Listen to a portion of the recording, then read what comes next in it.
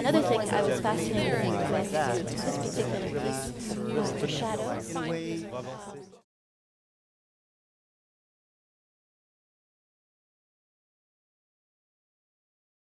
Technology is such a big part of this particular production. And David, I'm just wondering if you can just lead us into some of the ideas that you had when you first started thinking about how you were going to build a story around this. It was actually inspired by my students at UCLA. I'm on faculty at UCLA as well, and just how they were constantly texting and having pretty intimate conversations through technology. And how did you react to that?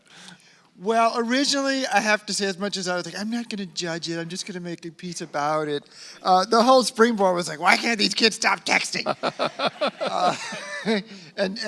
So actually, originally, it was a conversation that I thought was going to be a critique, a pure critique of how technology is ruining intimacy. And now, to be honest, over the course of making this piece, and doing a lot of residencies away from home, and I just married my partner of 22 years, Connor McTeague. Bravo! Thank you. But over the course of making this piece, we started texting each other. And now I have to say I am probably the most addicted to texting and technology of everyone in the piece. So I'm not sure what the moral of the story is.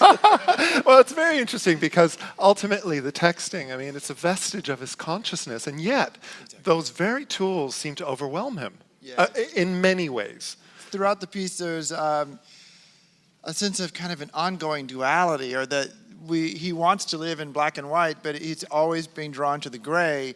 And one of the ironies, actually, that I noticed even personally about technology is just how it expands the possibilities to be seemingly limitless, which is what's attractive to him. The ability to tell my story even when I have no idea who's on the other end of this technology. I don't even know if anyone's reading it, but the technology allows me to tell it. But then at a moment's notice, it can also be overwhelming and stifling. Because you worked with the dramaturg, Lucy Burns, who also is at UCLA, to develop the storyline, obviously, as we see, you're working with an economy of words, and yet, with an economy of words, this character is very present. There's actually a huge kind of theatrical liberty, two of them, that are being taken with the text that we kept because we felt it made the character more endearing and more theatrically alive. One is that his language, which we used to call Ebonics when I was growing up, is an old school, it's kind of the way that African-American people would speak when I was growing up, not necessarily the way that they would text in 2014. But because it seemed so true to me as a writer, that this was how I could express this character best myself, we kept it. And also what I would call the language of texting kept changing so quickly as we were writing the script, from the massive amount of just misspellings and vocabulary errors. A lot of those have been corrected, are now not there because of auto-correction. Right. And we just decided, we rewrote the script, eliminating them, and then he lost his soul. So we put them back in, and then no one really, except me, uses emoticons that are made from punctuation marks. Everyone's got the animation now. But it seems so true to the character. So we kept writing it and rewriting it and pushing it forward to be more real and then pulling it back. So what we ended up with is a theatricalization of the character. As David said, we started talking about this project in 2009 when we were embarking on another project, a film, 2 Seconds After Laughter. When he initially told me about it, I had these sensations in my body of flight, of escape, and the dove. And the dove showed up first, I think. And then just images of hearkening that could create that kind of nostalgia or feelings that we can all relate to, like the tunnel of light. It's always a challenge when we're working with a large screen imagery on a large screen and you've got live dancers on the stage. And because our brain functions in such a way that we're drawn to the screen, and yet it's so important to keep the dancers present in our consciousness at the same time. How did you balance that? Yeah, being a dancer myself, it's always important to have the dance lead. And then moving into media, I've always been interested in the integration and in ways of equalizing and not overpowering with the screen. And it's a really difficult task, and it's something we all need to think about as we move forward with technology, is how do we marry these things together?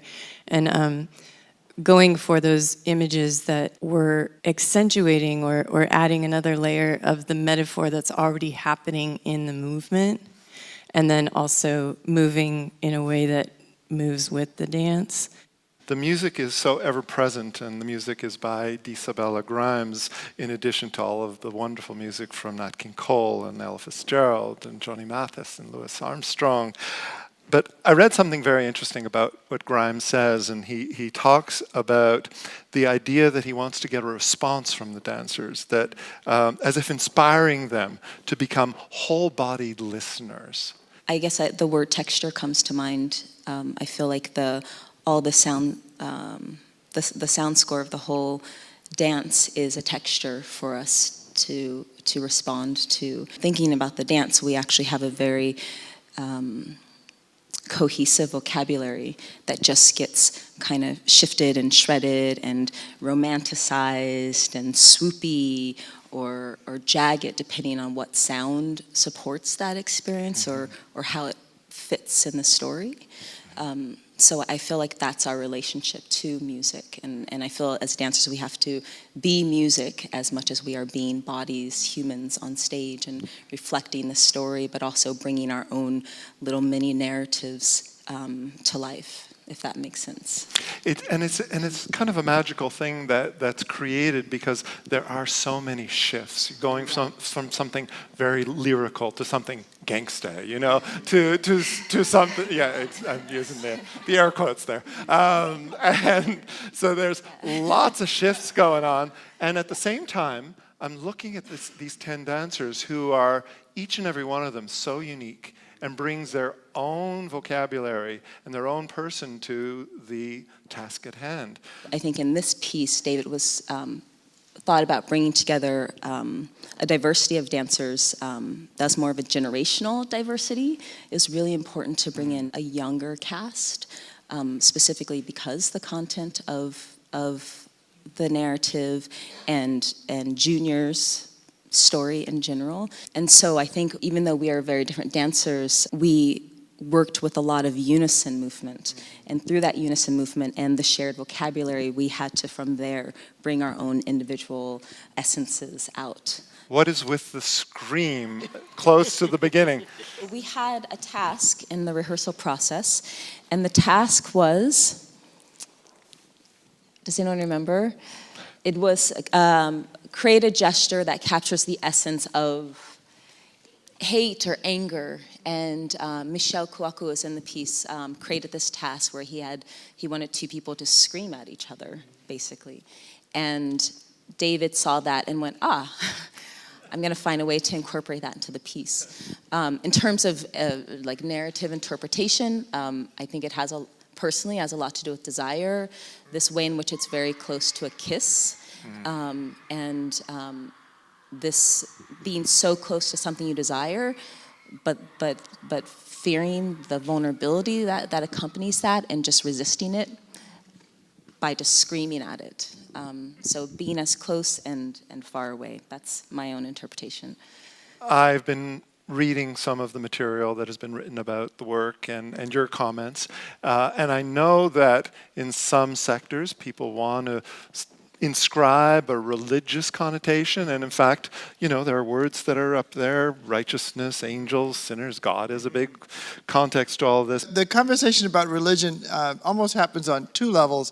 One, in the sense that he is searching for something to believe in. So when he looks up into the nighttime sky, and he experiences a sense of wonder from looking at the stars, and recognizes that in the paintings of Vincent van Gogh, that sense of wonder. I'm actually calling that, if not an ecstatic experience, at least a sense of spirituality. There is a critique of his own community, having grown up in a religious community, whether it's real or not, him feeling ostracized from the very community that he's trying to be a part of. And he keeps saying, geez, I'm looking for something to believe in, and like I'm looking at the nighttime sky and feeling wonder. Isn't that kind of the same as God? And he feels that he's being told that as a young gay man that he doesn't belong within this realm of the godlike. I think what's ultimately the most subversive about the piece is that he wants to say, no, actually I do belong in this world. Even someone as hopeless as him is demanding of the right to be hopeful.